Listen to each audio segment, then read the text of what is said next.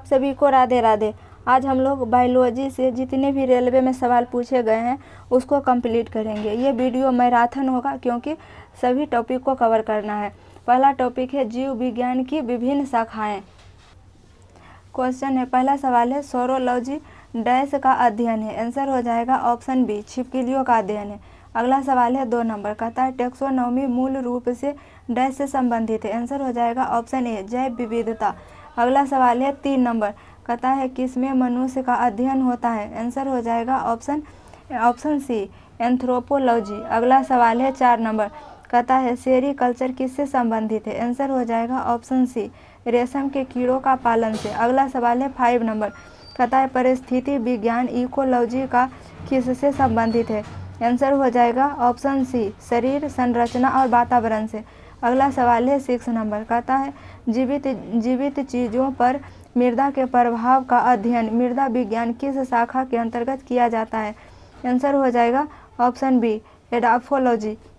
अगला सवाल है 7 नंबर, कहता है पक्षियों के अध्ययन को क्या कहा जाता है। आंसर हो जाएगा ऑप्शन बी ऑर्निथोलॉजी। अगला सवाल है 8 नंबर, कहता है डैश लिखित दस्तावेज है जो एक मानव विज्ञानी संस्कृति का चित्रण दर्शाते अनुसंधान से तैयार करता है। आंसर हो जाएगा ऑप्शन ए एंथ्रोनोग्राफी। अगला सवाल है 9 नंबर, कहता है मार्फोलॉजी क्या है। आंसर हो जाएगा ऑप्शन ए। आंसर हो जाएगा ऑप्शन सी। क्या कहता है जीवों की आकृति उसकी संरचना और विशिष्ट संरचनात्मक गुणों का अध्ययन। क्वेश्चन क्या है, मार्फोलॉजी क्या है। मार्फोलॉजी है जीव की आकृति उसकी संरचना और विशिष्ट संरचनात्मक गुणों का अध्ययन। अगला सवाल है 10 नंबर, कहता है मकड़ियों का अध्ययन है। मकड़ियों का अध्ययन क्या कहलाता है, आर्कनोलॉजी। अगला सवाल है 11 नंबर, कहता है जीवाश्मों के अध्ययन को क्या कहा जाता है। आंसर हो जाएगा ऑप्शन बी जीवाश्म विज्ञान।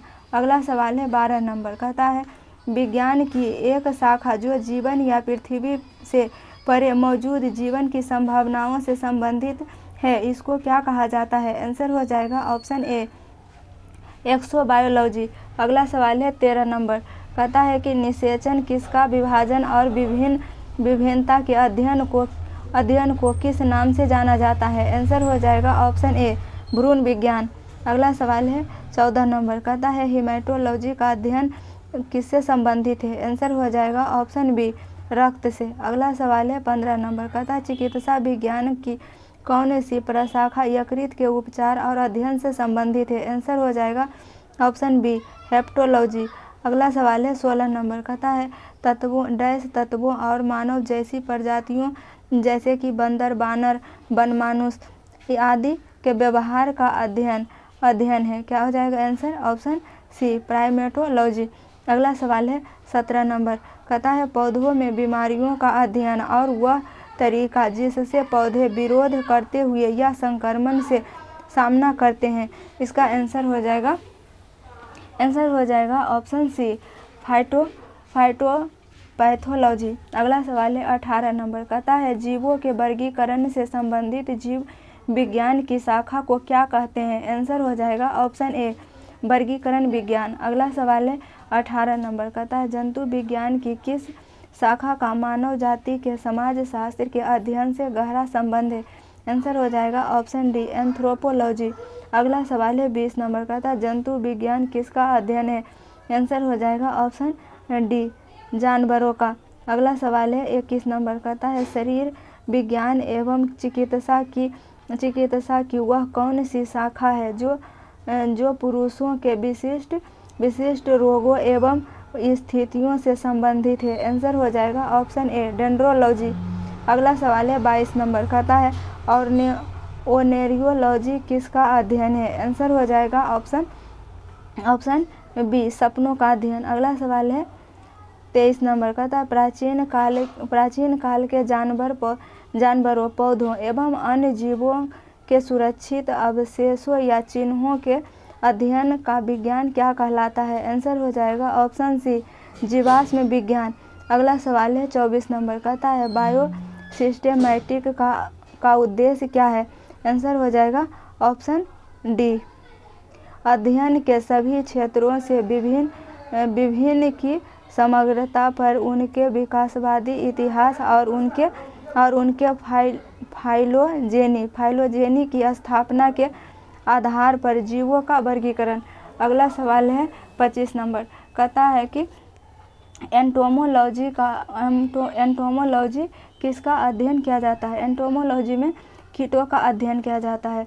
आंसर हो जाएगा ऑप्शन डी। अगला सवाल है 26 नंबर, कहता है टॉक्सिकोलॉजी किसका अध्ययन है? आंसर हो जाएगा ऑप्शन बी, जहर का। अगला सवाल है 27 नंबर, कहता है पादप विज्ञान में किसका अध्ययन किया जाता है? आंसर हो जाएगा ऑप्शन बी, पौधा को। अगला सवाल है 28 नंबर, कहता है रेशम के कीड़े का पालन कहलाता है? आंसर हो जाएगा ऑप्शन डी, सेरीकल्चर। रेशम के कीट पालन क्या कहलाता है? सेरीकल्चर कहलाता है। अगला सवाल है 29 नंबर, कहता ऑन्कोलॉजी किस बीमारी के उपचार से जुड़ा है? आंसर हो जाएगा ऑप्शन सी, कैंसर। अगला सवाल है 30 नंबर, कहता है एपीकल्चर किससे संबंधित है? आंसर हो जाएगा ऑप्शन ए, मधुमक्खी से। अगला सवाल है 31 नंबर, कहता है कवक विज्ञान क्या है? आंसर हो जाएगा ऑप्शन बी, कुकुरमुत्ता का अध्ययन। कुकुरमुत्ता मशरूम को कहा जाता है।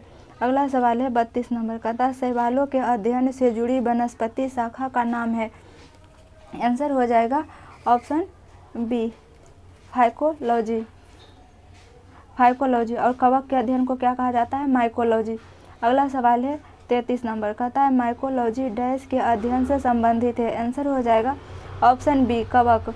अगला सवाल है 34 नंबर, कहता है जानवरों के उनके पर्यावरण के साथ संबंधों के अध्ययन को क्या कहा जाता है? आंसर हो जाएगा ऑप्शन डी, इकोलॉजी। अगला सवाल है 35 नंबर, कहता है विभिन्न प्रकार के ऊतकों के अध्ययन को क्या कहा जाता है? आंसर हो जाएगा ऑप्शन डी, ऊतक विज्ञान। अब चलते हैं दूसरा टॉपिक की तरफ। दूसरा टॉपिक है प्रमुख जैव वैज्ञानिक या खोज एवं आविष्कार। पहला सवाल इसमें है कि चेचक के लिए टीका किसने प्रदान किया था? आंसर हो जाएगा option A, Edward Jenner.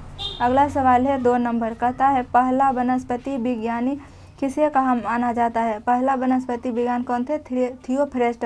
Theophrastus को ये बोटनी का जनक कहा जाता है। अगला सवाल है 3 नंबर, कहता है पोलियो के टीके यानी वैक्सीन की खोज किसके द्वारा की गई थी? तो आंसर हो जाएगा ऑप्शन सी, जोनास साल के द्वारा। और आइजैक न्यूटन को क्या कहा जाता है? फिजिक्स का जनक कहा जाता है। मैडम क्यूरी रेडियो सक्रियता की खोज किए थे। अल्बर्ट आइंस्टीन E=mc² फॉर्मूला दिए थे और सापेक्षता का सिद्धांत भी अल्बर्ट आइंस्टीन दिए थे। अगला सवाल है 4 नंबर, कहता है सर जगदीश चंद्र बोस द्वारा पौधों में वृद्धि को मापने हेतु निर्मित उपकरण का नाम क्या है? आंसर हो जाएगा ऑप्शन ए, क्रेस्कोग्राफ। कार्डियोग्राफ हृदय से संबंधित है। आंसर हो जाएगा ऑप्शन ए। अगला सवाल है 5 नंबर, कहता है डॉक्टर सलीम मुईउद्दीन अली अब्दुल किसके लिए प्रसिद्ध है? आंसर हो जाएगा ऑप्शन ए, पक्षी वैज्ञानिक थे। कौन थे? सलीम मुईउद्दीन। अगला सवाल है 6 नंबर, कहता है वास्तविक चित्रण के आधार पर किसने मानव शरीर की सटीक व्याख्या की? आंसर हो जाएगा ऑप्शन बी, बेसालियस। अगला सवाल है 7 नंबर, कहता है ओरल पोलियो वैक्सीन डैश के द्वारा विकसित की गई थी? आंसर हो जाएगा option B, Albert Einstein. Edward Jenner ने चेचक के टीका के खोज किए थे और अलेक्जेंडर फ्लेमिंग पेनिसिलिन की खोज किए थे। और जोनास साल्क किस चीज़ का खोज किए थे? ये आप कमेंट बॉक्स में बताइएगा। आंसर क्या हो जाएगा? Option C. अगला सवाल है 8 नंबर, कहता है किसने सर्वप्रथम पेसमेकर का आविष्कार किया था? आंसर हो जाएगा ऑप्शन बी, जॉन हॉब्स। अगला सवाल है 9 नंबर, कहता है डॉक्टरों के थर्मामीटर का किसने आविष्कार किया? आंसर हो जाएगा ऑप्शन ए, फ़ारेनहाइट। अगला सवाल है 10 नंबर, कहता है इनमें से किस योगदान के लिए एडवर्ड जेनर प्रसिद्ध है? आंसर हो जाएगा टीका के लिए।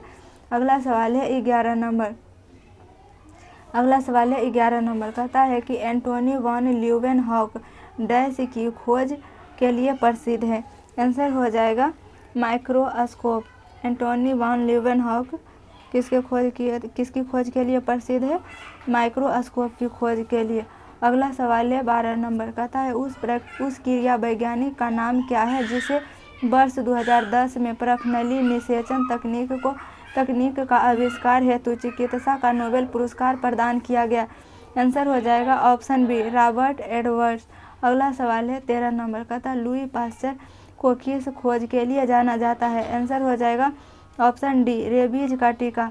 अगला सवाल है 14 नंबर का था, दुनिया का पहला मानव हृदय प्रत्यारोपण किसने किया था? आंसर हो जाएगा ऑप्शन बी क्रिश्चियन बर्नार्ड ने। अगला सवाल है 15 नंबर कहता है 1928 में अलेक्जेंडर फ्लेमिंग द्वारा खोजी गई पहली एंटीबायोटिक निम्नलिखित में से कौन सी है? आंसर हो जाएगा ऑप्शन ए पेनिसिलिन। अब चलते हैं तीसरा टॉपिक की तरफ। तीसरा टॉपिक है कोशिका के सिद्धांत और उसकी संरचना। इस टॉपिक का पहला सवाल है कि आरएनए का मुख्य कार्य है? आंसर हो जाएगा ऑप्शन बी प्रोटीन संश्लेषण में सहायता करना।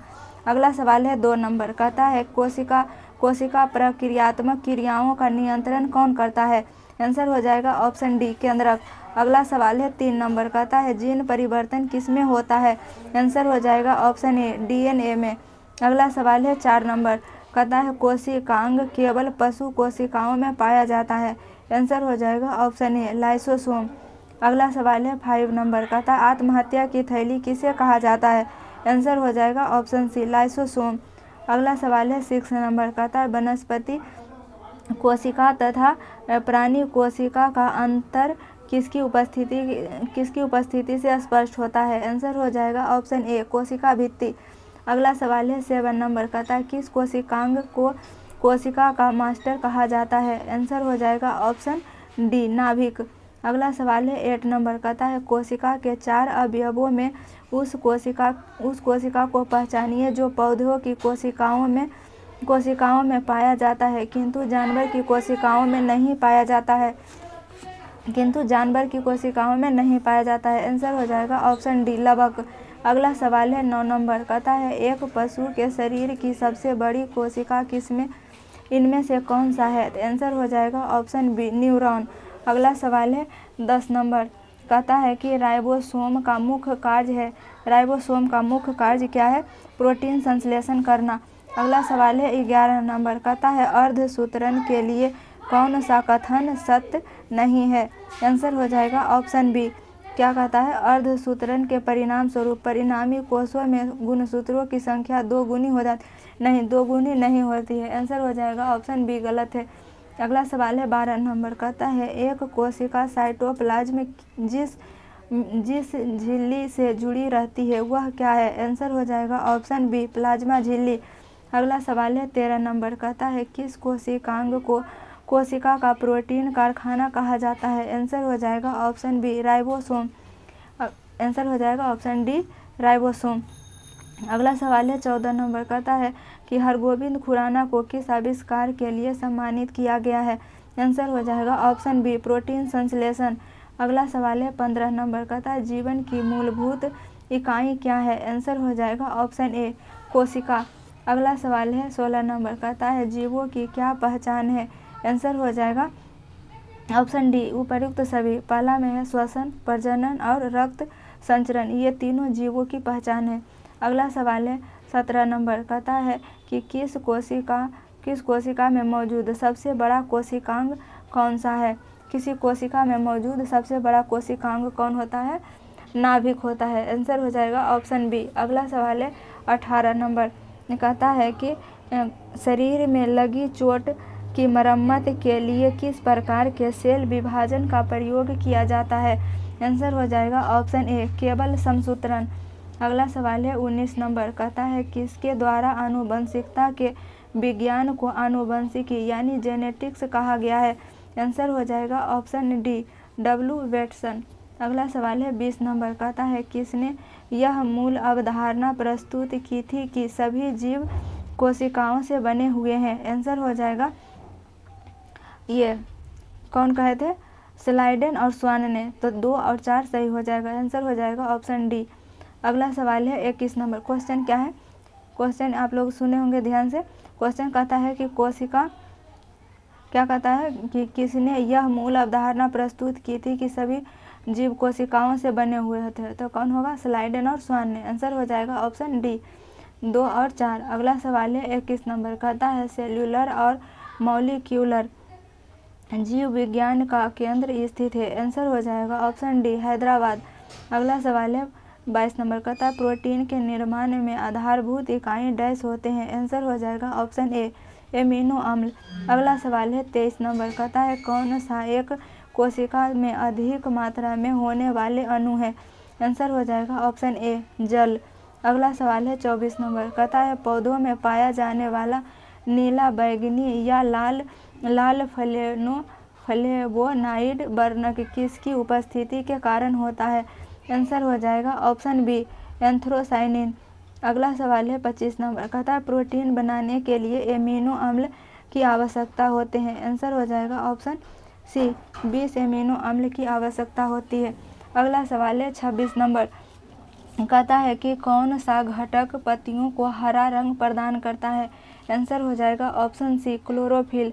अगला सवाल है 27 नंबर का था निम्न को सुमेलित कीजिए। पहला में लिखा हुआ है लाइसोसोम।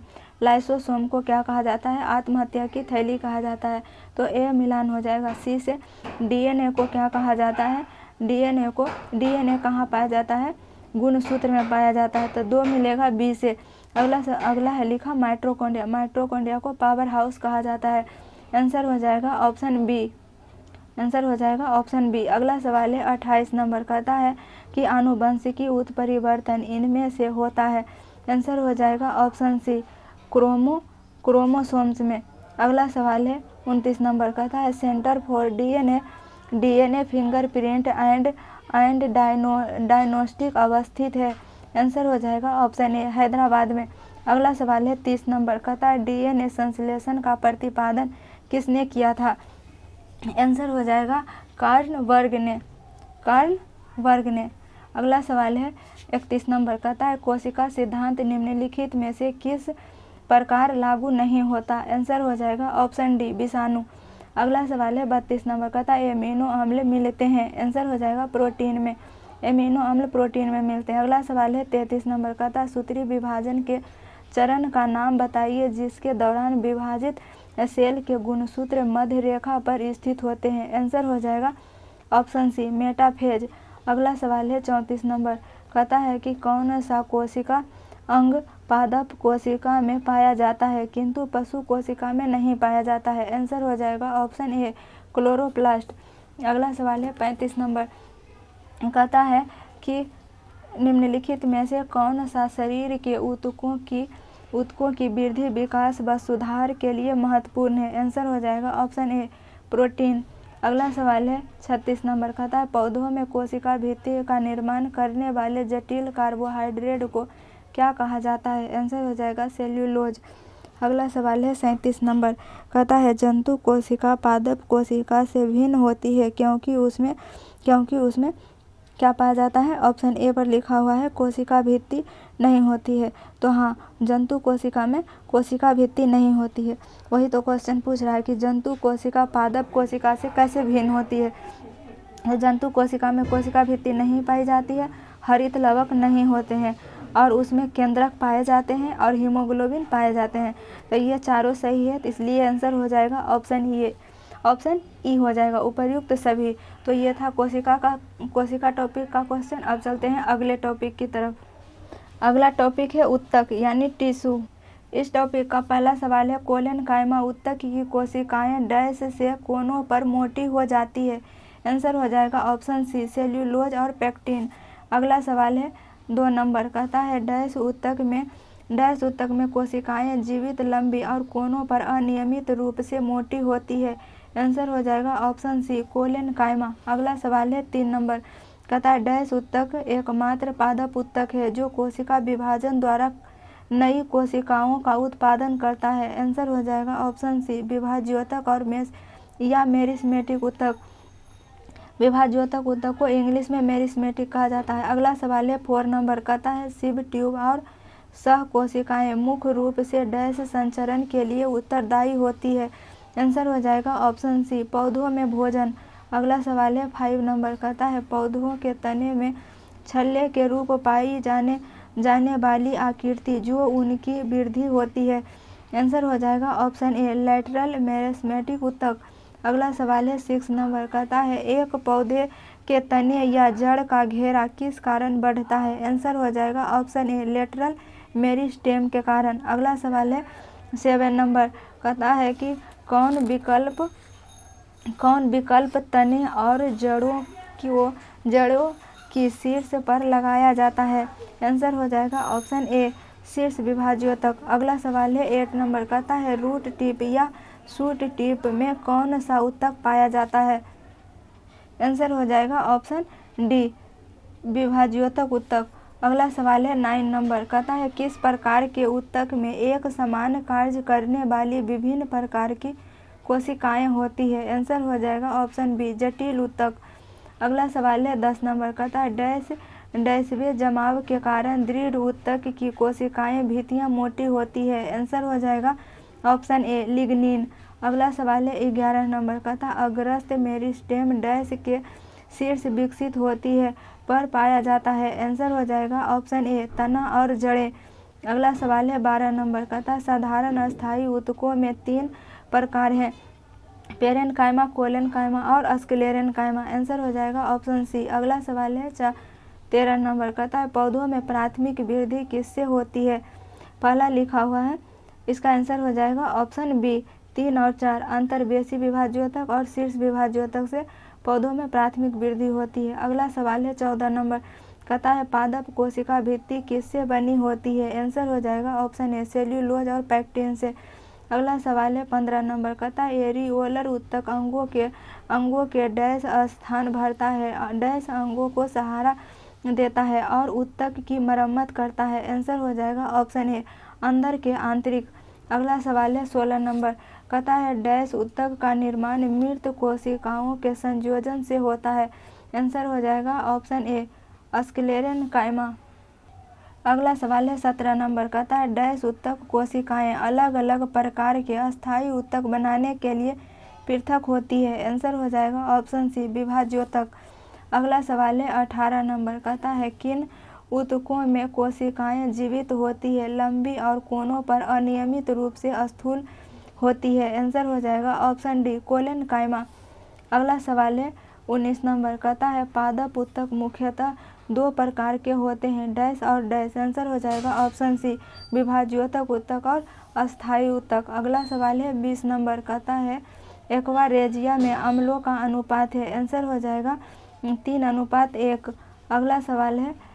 अगला सवाल है 21 नंबर, कहता है डैश ऊतक की कोशिकाएं बहुत सक्रिय होती है, इनमें घने कोशिका द्रव यानी साइटोप्लाज्म, पतली कोशिका रस भित्तियां, मुख्य नाभिक और कम रिक्तियां होती है? आंसर हो जाएगा विभाज्योतक ऊतक यानी मेरिस्मेटिक। अगला सवाल है 22 नंबर, कहता है पौधों के लचीलापन डैश ऊतक के कारण होता है? आंसर हो जाएगा कोलेनकाइमा। और जल यानी पानी का परिवहन किससे होता है? जाइलम से होता है। पानी और खनिज लवण का परिवहन जाइलम से होता है और खाद्य पदार्थों का परिवहन फ्लोएम से होता है? आंसर हो जाएगा ऑप्शन सी कोलेनकाइमा। अगला सवाल है 23 नंबर, कहता है पौधे में फ्लोएम का कार्य होता है? आंसर हो जाएगा ऑप्शन ए खाद्यों का प्रवाह। अगला सवाल है 24 नंबर, कहता है कौन पौधों के ऊतक कोशिका विभाजन में सक्षम है? आंसर हो जाएगा ऑप्शन सी विभाज्योतकी ऊतक। अगला सवाल है 25 नंबर, कहता है डैश में कोशिकाओं को ढीला पैक किया जाता है ताकि बड़े अंतःक्रियात्मक रिक्त स्थान मिल सके? आंसर हो जाएगा ऑप्शन ए मृदु ऊतक। अगला सवाल है 26 नंबर, कहता है डैश की कोशिकाएं मृत होती है? आंसर हो जाएगा ऑप्शन बी दृढ़ ऊतक। अगला सवाल है 27 नंबर, कहता है डैश में पतली कोशिका भित्ति के साथ अपेक्षाकृत गैर विशिष्ट कोशिकाएं होती है?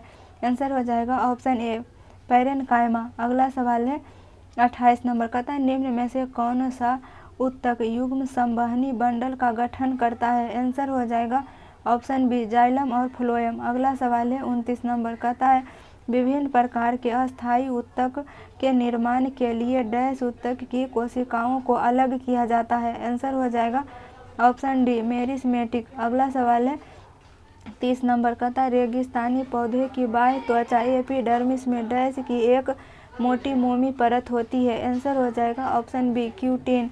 अगला सवाल है 31 नंबर, कहता है ऊतक विज्ञान में किसका अध्ययन होता है? आंसर हो जाएगा ऊतकों का। अगला सवाल है 32 नंबर, कहता है अधिक अंतरकोशीय प्रसार के लिए डैश कोशिकाएं विरल रूप में संचरित होती है? आंसर हो जाएगा ऑप्शन डी, पेरेन्काइमा।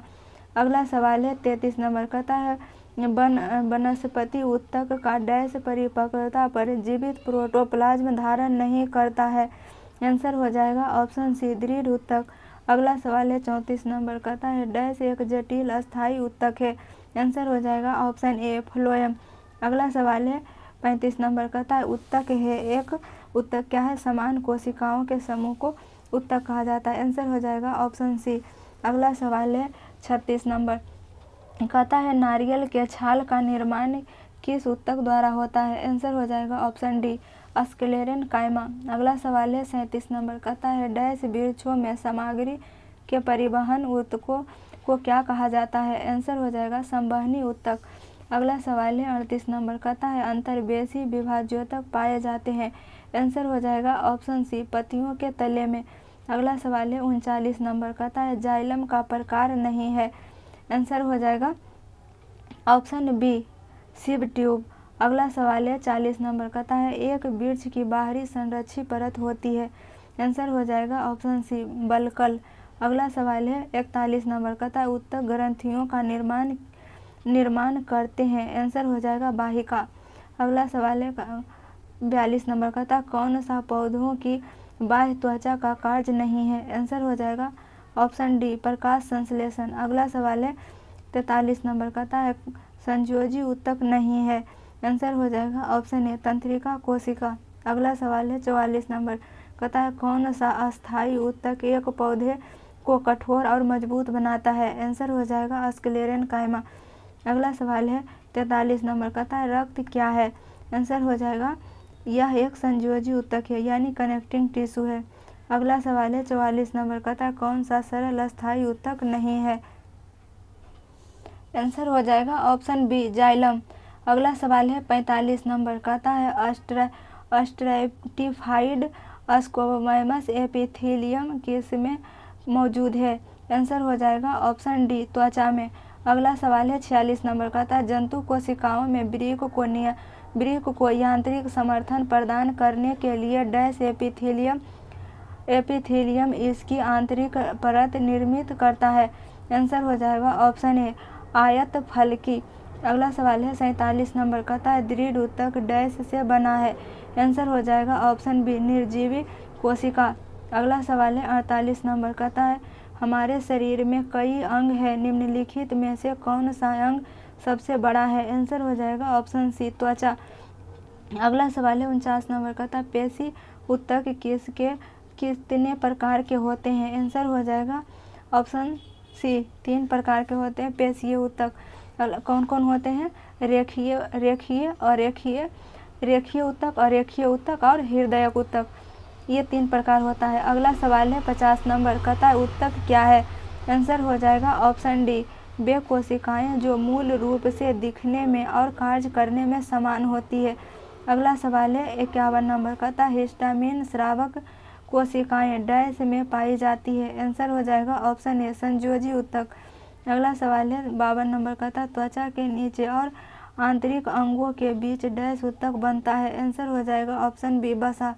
अगला सवाल है मानव शरीर की त्वचा का सबसे बाह्यतम परत क्या कहलाती है? आंसर हो जाएगा ऑप्शन सी, एपिडर्मिस।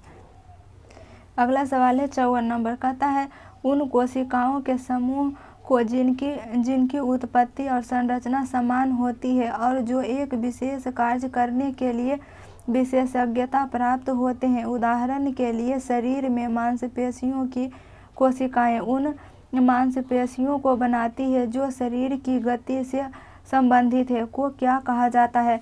आंसर हो जाएगा ऑप्शन बी, ऊतक कहा जाता है। अगला सवाल है 55 नंबर, कहता है कि स्क्वैमस एपिथेलियम ऊतक फेफड़ों के अलवेली और जानवरों के अन्य हिस्सों में पाया जाता है जहां डैश संकुचन और विश्राम होता है? आंसर हो जाएगा ऑप्शन ए, अस्थायी। अगला सवाल है 56 नंबर, कहता है किस प्रकार की कोशिकाओं में त्वचा बनी है? आंसर हो जाएगा अधिचर्म। अधिचर्म कोशिकाओं से त्वचा बनी है। अगला सवाल है 57 नंबर, कहता है मुंह की परत डैश से बनी होती है। आंसर हो जाएगा ऑप्शन सी, पपड़ीदार उपकला। अगला सवाल है 58 नंबर, कहता है डैश ऊतक के प्रकार ग्रंथि बनाते हैं। आंसर हो जाएगा ऑप्शन बी, एपिथेलियल ऊतक। एपिथेलियल ऊतक। अगला सवाल है 59 नंबर, कहता है कौन सा एक संयोजी ऊतक है। आंसर हो जाएगा ऑप्शन सी, हड्डी। हड्डी एक कनेक्टिंग टिश्यू है। अगला सवाल है 60 नंबर, कहता है अवकाशोतक डैश के बीच एक पूरक ऊतक यानी फिलर टिश्यू का काम करता है। आंसर हो जाएगा ऑप्शन ए, त्वचा और मांसपेशियां। अगला सवाल है 61 नंबर, कहता है कि डैश ऊतक में मैट्रिक्स होते हैं और कोशिकाएं मैट्रिक्स में सन्निहित होती है। आंसर हो जाएगा ऑप्शन ए, संयोजी ऊतक। अगला सवाल है 62 नंबर, कहता है डैश ऊतक संवहन पुल बनाते हैं। आंसर हो जाएगा ऑप्शन सी, जाइलम और फ्लोएम। अगला सवाल है 63 नंबर, कहता है पौधों का कौन सा हिस्सा पानी और खनिज के परिवहन को सक्षम करता है। आंसर हो जाएगा ऑप्शन सी, जाइलम। पानी के लिए कौन होता है, पानी और खनिज लवण किससे अवशोषण होता है, जाइलम से। अगला सवाल है 64 नंबर, कहता है फ्लोएम डैश के अतिरिक्त निम्नलिखित में से अन्य सभी से मिलकर बना है। आंसर हो जाएगा ऑप्शन बी, फ्लोएम वाहिका। अगला सवाल है 65 नंबर, कहता है डैश के कारण स्क्लेरेनकाइमा कोशिकाओं की दीवार मोटी होती है। आंसर हो जाएगा लिग्निन। अगला सवाल है 66 नंबर, कहता है कौन सा ऊतक मुख्य रूप से मृत कोशिकाओं से बना है। आंसर हो जाएगा ऑप्शन ए, जाइलम। अगला सवाल है 67 नंबर, कहता है अस्थायी ऊतकों के निर्माण के लिए एक अस्थायी संरचना, आकार और क्रिया अपनाने की प्रक्रिया को क्या कहा जाता है। आंसर हो जाएगा ऑप्शन ए, विभेदन। अगला सवाल है 68 नंबर, कौन से ऊतक का अंतरकोशिकीय क्षेत्र बड़ा होता है। आंसर हो जाएगा पेरेनकाइमा था। तो ये था ऊतक का टॉपिक। अब हम लोग अगले टॉपिक की तरफ चलते हैं। अगला टॉपिक है 6 नंबर, आनुवंशिकी एवं आनुवंशिकता। इसका पहला सवाल है विविधता है। विविधता क्या है। ऑप्शन ए पर लिखा हुआ है एक ही प्रजाति के व्यक्तियों के बीच अंतर। तो हाँ, ऑप्शन ए सही है। दूसरा पे लिखा हुआ है एक ही माता पिता की संतान के बीच अंतर, तो ये भी सही है। और ऑप्शन डी पर लिखा हुआ प्रयुक्त सभी, इसका मतलब ये ऑप्शन डी पे जो लिखना चाहिए वो ऑप्शन बी पर लिखा गया है, यानी उल्टा लिखा हुआ है। तो ऑप्शन डी पर लिखा हुआ है माता पिता और संतानों के बीच अंतर, तो ए बी डी ये सभी सही है। आंसर हो जाएगा उपर्युक्त सभी। अगला सवाल है 2 नंबर, कहता है आम तौर पर मेडेलियन कारक क्या कहलाते हैं। आंसर हो जाएगा ऑप्शन बी, जीन कहलाते हैं।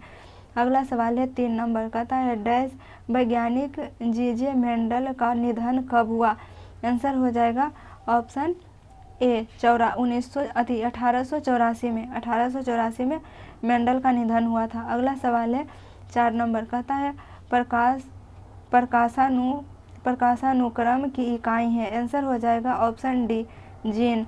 अगला सवाल है 5 नंबर, कहता है विश्वास और प्रथाओं का एक संग्रह जिसका उद्देश्य मानव आबादी की आनुवंशिक गुणवत्ता में सुधार लाना होता है, यह किस आनुवंशिकी के क्षेत्र को कहा जाता है। आंसर हो जाएगा ऑप्शन डी, यूनिक्स। अगला सवाल है 6 नंबर, कहता है आधुनिक आनुवंशिकी का जनक किसे माना जाता है। आंसर हो जाएगा ऑप्शन बी, ग्रेगर मेंडल। अगला सवाल है 7 नंबर, कहता है कौन सी विशेषता मटर के एक पौधे में अप्रभावी होती है। आंसर हो जाएगा ऑप्शन बी, झुर्रीदार बीज। अगला सवाल है 8 नंबर, कहता है डैश प्रयोग हमें गुणों की विरासत को एक पीढ़ी से अगली पीढ़ी में ले जाने के लिए तंत्र प्रदान करते हैं। आंसर हो जाएगा ऑप्शन सी, मेंडल के। अगला सवाल है 9 नंबर, कहता है इनमें से कौन सा गुणसूत्र पुरुषों में पाया जाता है। आंसर हो जाएगा ऑप्शन ए, एक्स और वाई गुणसूत्र। सॉरी दोस्तों, आगे का वीडियो रिकॉर्ड नहीं हो रहा है, इसलिए बचा हुआ क्वेश्चन नेक्स्ट वीडियो में कवर करेंगे। जय हिंद।